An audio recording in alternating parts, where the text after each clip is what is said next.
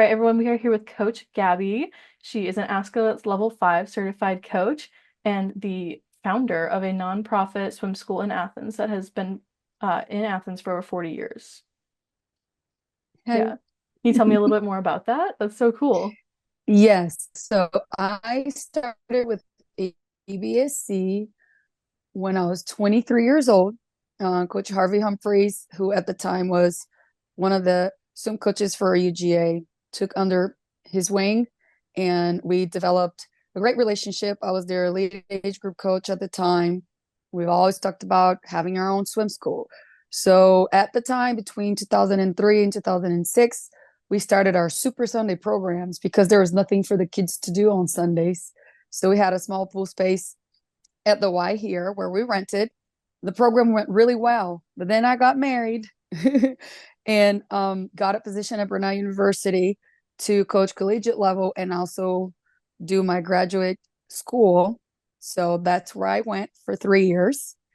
After that, I went to Gulliver Schools for almost 10 years, where I coach high school swimming, middle school swimming, and then later on found the swim school there. Um, Stay there for almost 10 years, got an invite by Coach Mark Schuber, who's one of my mentors too, to go develop their swim school at there to COVID and Harvey all in contact. And I said, well, you find me water, I'll come back home. So then Jonathan Harvey and I met and they found water. And then we started in January of 2022, where I came back as age group coach. And then in March, we founded our Bulldog Swim School by ABSC, which has been a long-term, goal and dream of us together. They're like family to me. That's so cool. It sounds like you've worked at three different programs. What has it been like working in with three different management in three different states? Um, Cultural differences are something that, you have to adapt to. I've had very supportive administrators that believed in my dream and implementation of the swim school and SwimAmerica program. I also own my own program at Brunel University. We had our Golden Tiger Swim Club and swim school where we connected with local schools. So community outreach is very important.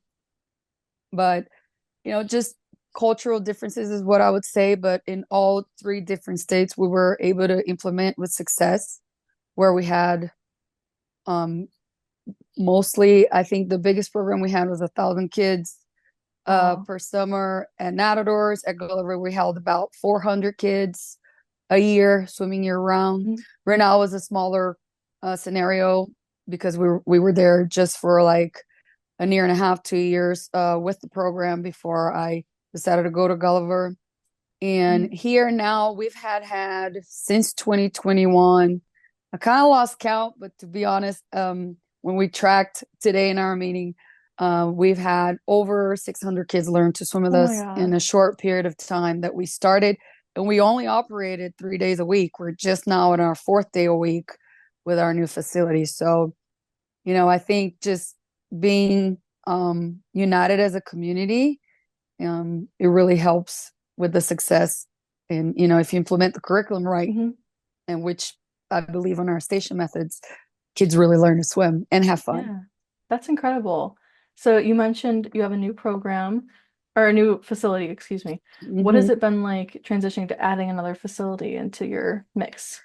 So anyone knows that when we have another facility, there's challenges, right? Hmm. So at this facility, it's an amazing facility. We do have a program with Summer League that they've been running for 25 years. We wanted to honor Hmm. that. That pool now is closed for, the winter or fall and winter, but we Yeah. were open. We recently added classes where we have two small lessons, heated pools. It's a bigger Cool. hot tub, but it really has the depth and, the space that we can teach lessons where the kids are not cold because we're outdoors. So we teach that, and then our pool temperature stays around 84, 86. And the kids that are a little bit more advanced, like stations 4, 5, and up are okay to swim in that pool with our instructors. And then we share the outdoor pool, and then we have another indoor pool where the members use, and our competitive age groupers swim in there. They are about 84 degrees. Mhm. So there is space. It's just the logistics of Yeah. scheduling all the programs and also honoring our members is where we are right now. But we have a goal of putting an above ground pool in the tent where we can spread the program with more Yeah. days a week and more space for our new or returning families. Because we do have around 200 swimmers this swim year round with us. That's so cool. Can you tell me a bit more about this hot tub that you have? Is it the 15 feet that you need, or is it more of a practice area for, you mentioned four and up or in the No, closer so like pool? we call lesson pool 1 and 2. Yes. So we have lesson 1 and then lesson 1 hot tub, lesson 2 Okay. hot tub 1 and 2. It's about, if I'm not wrong, it's about 3.5 feet. So kids really, it's mostly our flippies, which is station 1s and 2, bubbles, floats Yeah. and glides, and then kicking, starting to develop that freestyle.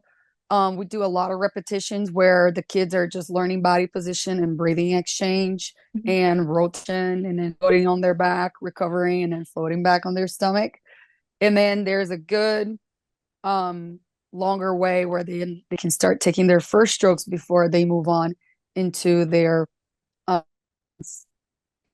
crawl, stroke, and 5 and up Yeah. stations. I don't know the measurements for length. I have to No get worries. for you. No, it's no Sorry. worries. I'm just But curious. it should probably be like 3 feet by, I'd say, 8. It's Okay. not very big, but it's very precious for that 1-4 ratio we have where Definitely. the kids feel safe in that environment. And we have about 2 coaches in there for those kids. Yeah. No, that's really interesting. That's really cool. So when we talked I'll last send you time, pictures. oh, please do. That'd be so cool. When we talked Yes. last time for program of the month, you were our very first program of the month, which is so exciting. Oh, Um, thank you. yeah, of course, you guys deserved it. You've been doing awesome, and we've loved seeing all of your posts on social media. I appreciate that. Yay. But you mentioned you started out with SwimAmerica when you were 15 as a coach, a swim instructor. What is the process, or not necessarily process, but what has it been like transitioning from instructor to site supervisor to then program director? So I started with 15 years old because I came to swim and spend the summer with my aunt in Dalton, Georgia. My aunt's name is Marta Hanna. She's one of my best friends and mentors. And Coach Todd Charles at the time was the head coach of our team. The Makos is what we used to call them. And he took me under his wing and say, "Hey, do you want to come and volunteer, coach, and learn how to teach? Because I've heard you've been doing since you were 13 at your own swim school in Brazil." I was like, "Why not?" And I got the opportunity to be certified and truly fell in love with the curriculum because at the time John Leonard was, developing the program with other amazing ASCA coaches. And who doesn't want to learn on the best swimming country in the world? And that's how we view it because I'm originally from Brazil. So I spent that summer there and became a lead coach. We've taught anywhere from babies all the way to adults, developed great relationships, and he still does it over there. Love you, Coach Todd. And my aunt still teaches swimming to this day. Most of the things I've learned, and the extra little music and creative things that we Yeah. developed together. I owe it to her. Um, then, throughout my life, even though I coach collegiate level, age group swimming, high school, middle school swimming, God would always bring me back to learn to swim. And I really never looked back after I got certified as ASCA in SwimAmerica. That's all I know. That's what I believe. So it gave me opportunity on a lot of doors to open in my career because I had that extra, where when you become a collegiate level coach or age group coach, sometimes you have to walk away from there. I was Mhm. blessed enough that it always followed me everywhere I go. So I like the process that, you can get multiple cards and then you count how many hours you've taught. Like I said, I probably lost count because from 13 to 43 now, or I'm 44, sorry. It's been a It's a lot of long hours. time, but it's what I love doing, right? Hmm. I love coaching. I still do coach age group swimming here with ABSC. They allow me to do that. And I have a lot of fun with the kids that me get to see my daughter swimming. But from being an instructor to then becoming a supervisor, where Jeff Papel, at the time at Gulliver School, said, let's do this with SwimAmerica. And then I went and took the course, and then a director to run our program, and developed, so many great relationships, and saw so many kids that didn't have that confidence swimming, then move forward and join the team or go to Olympic trials. It's That's something incredible. that just those little milestones I don't take for granted.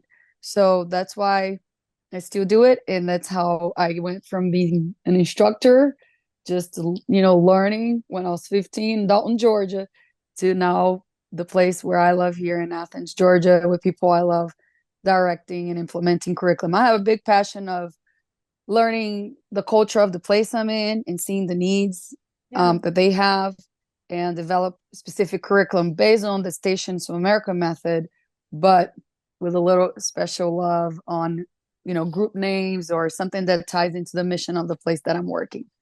Yeah. That's so interesting.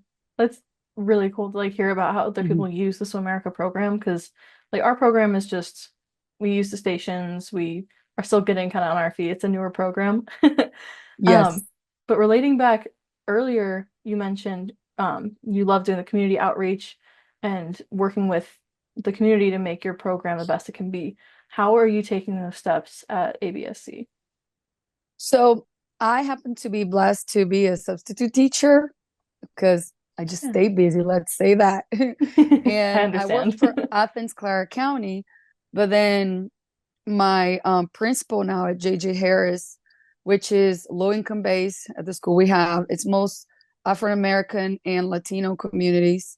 They don't speak a lot of English, and they don't have the resources to, purchase swim lessons. Yeah. So we partner with them, and ABSC sponsors one child per grade at this school. And we've been doing almost 3 years now, if I didn't lose count.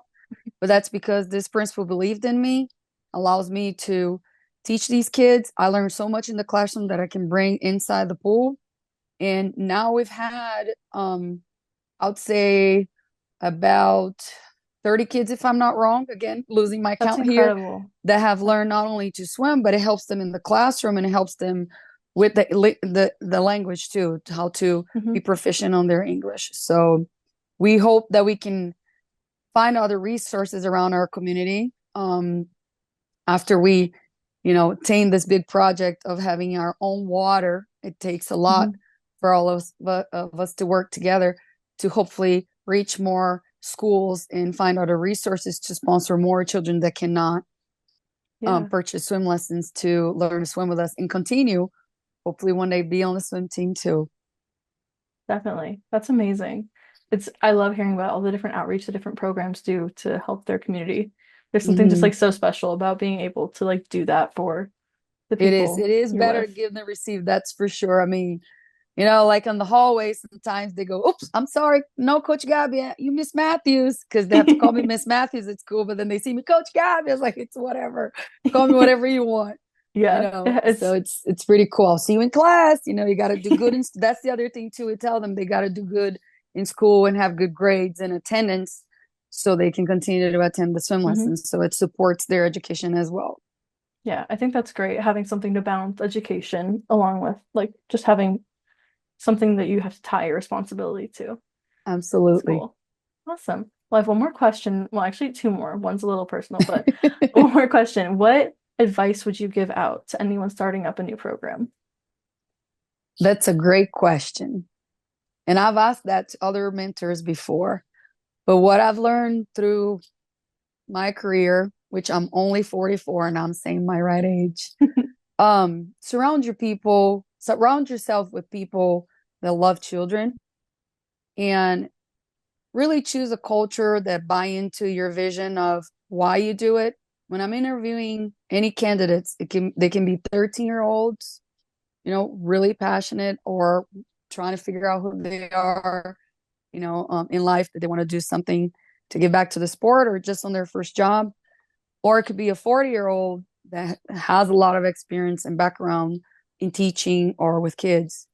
I say, why do you do this? Right. And most of my hires, their answer was, is because I love children and I love being in the water with the kids, giving back to the community. Yeah. I'll tell you, I love the pool deck. I really don't have favorite ages to coach like on the pool deck. I do Mhm. have a special spot in my heart for the younger age groupers that are starting. It's just that fire they have. Oh, my first swim meet. But being in the pool with the kids is such a therapy, right? They Mhm. teach me every day. And when I'm hiring people, when I'm surrounding myself with my team, they have to have that same passion and fire in their eyes and be ready to go above and beyond to provide the best experience for that child every single time. Definitely. That's an incredible philosophy to have because putting the kids first is most important. That's why we're all doing it. Absolutely. And I always tell my staff too, if there's a day where you feel that the fire is kind of like going low and there's anything you need to talk about, I'm here for you. But then I rather them take a break or assist them to find other paths where they can still have that passion, because we do see people out there working very other areas. I consider myself a millionaire because I do what I love every day. Yes, for sure. If you love what you do, you never work a day in your life. That's what everyone keeps telling me. That's true. That's true. I Hmm. mean, we will feel physically tired, and I don't have the same energy Gabby had when she was 18, being in the pool, 7 in the morning to 7 p.m. until your Yeah. hand turns like prune. But I do have that same desire to be there with the kids and see them thrive each day. And I'm very thankful that I have that in my heart to this day. Yeah. Okay, my final question for you is I keep seeing all of these amazing um platforms that you have at your facilities. Where did you find them? Did you make them yourself? Where'd they come from? So I've been a long-term lover of Finese platforms. I've used them in my programs at Gulliver and Natadors. Coach Schubert had a great relationship with them, so we were able to have 6 of them because we did have a lot of kids. Um, Here we have 2 of them now, and I believe SwimAmerica, Aska, and Finese have a relationship. So if anybody's interested, I know they'll work with you. We We do. We're have getting the 2. store back Hopefully, up. we'll need one more, but they're really good because you can really measure your pool and your needs. So like I've used them in deeper pools, like the pool we have at our OER is Hmm. 6 feet, right? So we can connect the pieces however you want it and really use it. Okay, And so the they're reason I adjustable. they're just you can cut them Okay. and put them together depending on your depth and needs of the pool and the depth or the height of the kids you're working with. So like my flippy station 1 and 2 kids, I might have to put them closer to the 4 feet, and then the taller kids they go on the other platform. And it really makes your classes well organized and the kids love it. I mean, when they get to graduate from baby and me, baby gups, into the group without mommy and me class, and they have to be on the platform where they're learning already how to go to the wall, tap their cone, and circle swim because they're getting ready for the swim team. Our Hmm. parents come in, drop off the kids, say bye, have a good class. We have a little window where they watch everything, but that's their special time. And they put their kickboards away and their materials. They do get lollipops every time, That's every day. cute. I I tell the love that. parents, they don't send me the dentist bill is what I say. But they get a reward because they do work hard every day, and those platforms are part of the work. So Yeah. I absolutely recommend them. I've used them for so long now I lost count. And they do have other great tools. We call it the cheese, but it's the floating mat where Hmm. you can bend them over. They go under the Yeah. cheese and float on their back and blow bubbles in the cheese or eat the cheese.